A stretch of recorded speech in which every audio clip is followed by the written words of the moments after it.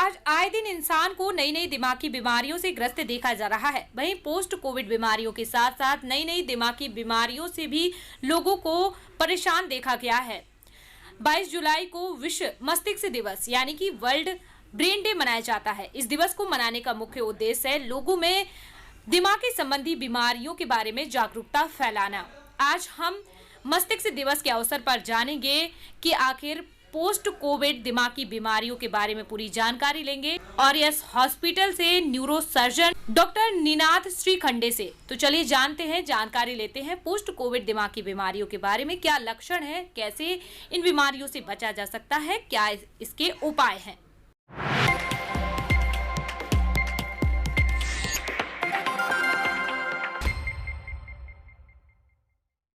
मैं डॉक्टर निनाथ श्रीखंडे, मैं MCH neuro surgeon हूँ और Orius institute of medical science में एज न्यूरो सर्जन करके कार्यरत हूँ। निनाथ सर, अगर बात हम करें मस्तिष्क रोगों की, तो मस्तिष्क रोगों में कौन कौन से रोग आते हैं, क्या प्रकार हैं मस्तिष्क रोग के, क्या कहेंगे? सबसे पहले अगर बात करें मस्तिष्क की, मस्तिष्क रोग से पहले मस्तिष्क की बात करें तो मस्तिष्क जो है इंसान का सबसे one of the most complicated चीज़ है। दो चीज़ें हैं इंसान में जो सबसे ज़्यादा कॉम्प्लिकेटेड बनाई है ऊपर वाले ने। एक सबसे पहले मस्तिष्क है, दूसरा हृदय है। और मस्तिष्क को उससे पहले कॉम्प्लिकेटेड मैंने इसलिए बोला हुआ है क्योंकि अपना मस्तिष्क ह्यूमन ब्रेन बनने के लिए कई साल का इवोल्यूशन हुआ है।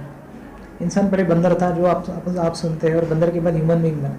बंदर का मतलब ये सिर्फ शरीर की बनावटें बदली नहीं है, उसका दिमाग बदला है। उसके दिमाग में बहुत सारे चेंजेस हुए, उसमें बहुत सारे इवोल्यूशंस हुए, और इवोल्यूशन होने के बाद हम एज ए इंसान बने हैं।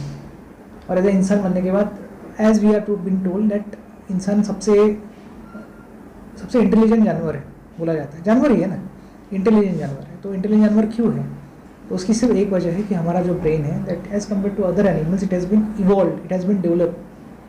तो ब्रेन के बारे में तो जैसे कि मैंने कहा कि ब्रेन जो होता है या फिर मस्तिष्क जो होता है वो बहुत कॉम्प्लिकेटेड है, तो उसके डिसीजेस भी बहुत कॉम्प्लिकेटेड है। उस डिसीजेस को या उस रोगों की जानकारी लोगों तक पहुंचाने के लिए, उसका प्रचार और प्रसार करने के लिए वर्ल्ड ब्रेन डे का निजात हुआ है। वर्ल्ड ब्रेन डे एक तरह से टैगलाइन यूज़ की गई है कि एक जो 22 जुलाई को जो रखा जाता है उसकी वजह वही है जी। सर, रोगों के बारे में अगर बात करें, कौन कौन से रोग मस्तिष्क रोगों में लिए जाते हैं? अगर हम मस्तिष्क के रोगों की बात करें तो बहुत सारी एक लंबी फहरिस्त है उसमें, और हर एक रोग जो होता है वो दुर्बल है।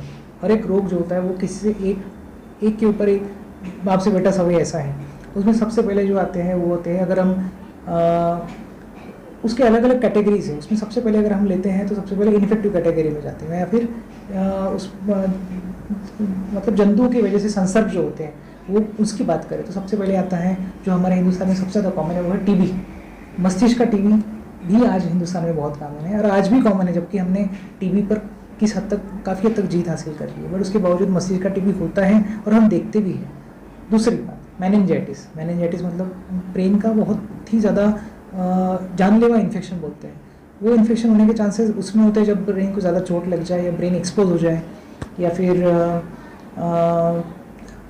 नाक के सोर्स से या कान के सोर्स से कोई इन्फेक्शन अंदर चला जाए तो उसमें मेनिंजाइटिस होने के चांसेस होते हैं, और वो बहुत ही ज़्यादा जानलेवा साबित हो सकता है पेशेंट में। तीसरी बात, उसमें न्यूरोसिस्टोसर्कोसिस करके डिसीज़ होता है जो जनरली एक निमोटोड या एक अगर हम बात करें तो एक टेपवर्म होता है या जिसको इल्ली बोलते हैं।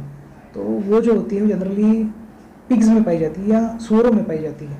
और जब सूअरों की विष्ठा जब झाड़ों पर या फिर सब्जियों पर गिरती है और वो गलती से अगर हमारे कंजम्पशन में आ जाती है तो वो फिर धीरे होकर ब्रेन में पहुंचता है और ब्रेन का इन्फेक्शन होता है, जिसको न्यूरोसिस्टोसर्कोसिस बोला जाता है, और बहुत डेंजरस होता है।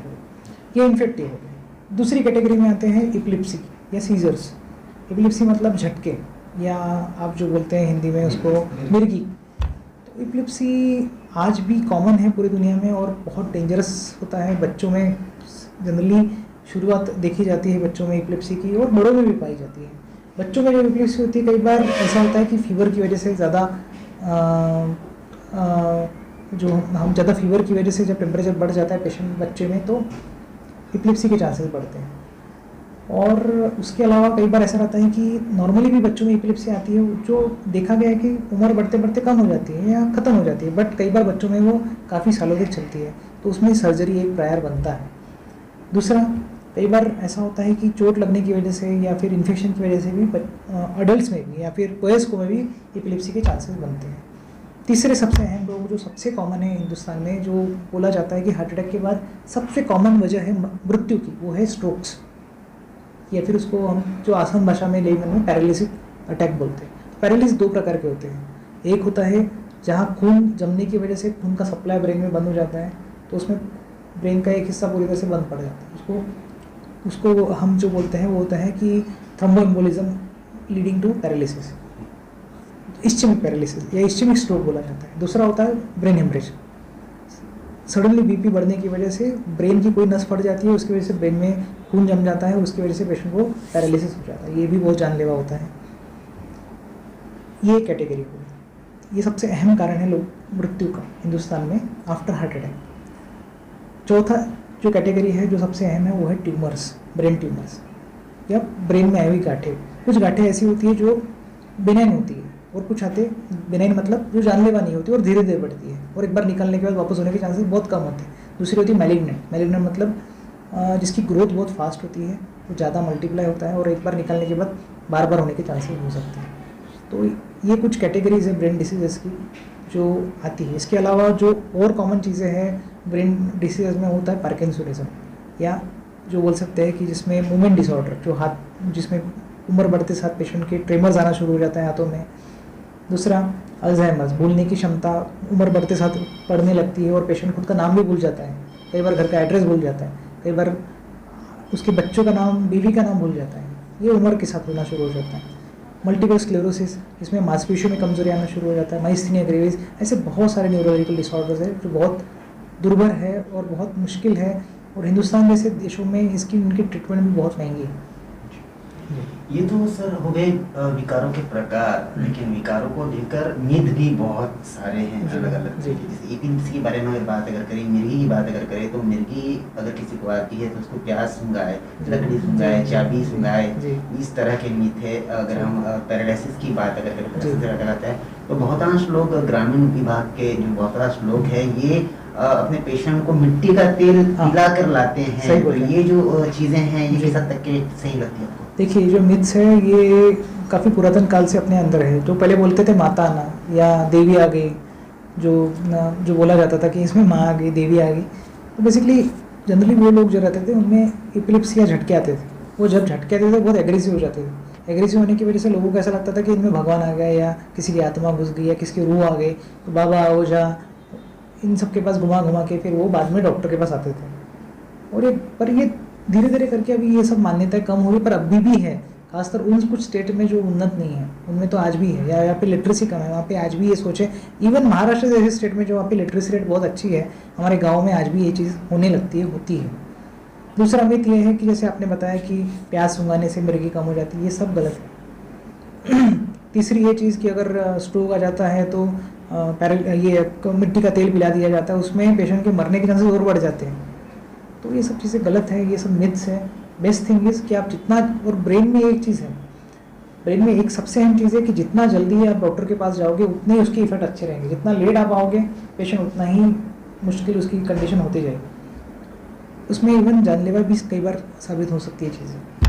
उपचार संदर्भ में अगर बात करें तो मस्तिष्क विकार के उपचार किस तरह से, क्या कहेंगे आप? मस्तिष्क रोग के उपचारों की अगर हम बात करें तो अगर इन्फेक्टिव, जैसे मैंने बताया कि इन्फेक्टिव पैथोलॉजीज, जो मैंने बताया कि सबसे पहले कि रोगों में इन्फेक्शन आता है।